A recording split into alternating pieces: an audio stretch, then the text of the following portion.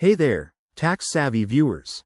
Welcome back to our channel, where we break down confusing topics like IRS procedures into simple, actionable steps.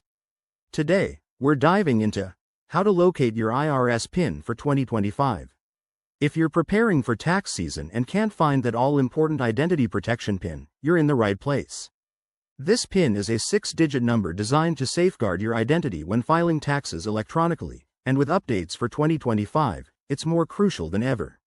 First things first, let's clarify what an IRS PIN is.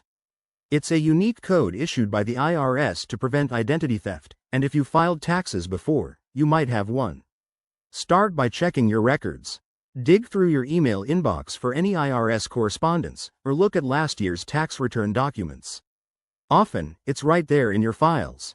If that doesn't work, head over to the IRS website. For 2025, the IRS has enhanced their online portal for better security. Log in to your IRS account at irs.gov using your username and password. Once you're in, navigate to the Security or Identity Protection PIN section. If you don't have an account yet, you'll need to create one. It's straightforward and free. Still no luck? Don't panic. You can request a new PIN through the IRS's dedicated portal. Go to the Get an IP PIN tool on the website. Verify your identity with personal details, and the system will generate a new one for you. Remember, for 2025 filings, make sure to use the most up-to-date version to avoid any delays. One quick tip.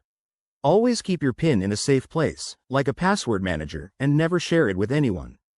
If you're dealing with a paper filing, you might not need it, but for electronic submissions, it's essential. There you have it. Locating your IRS PIN doesn't have to be a headache.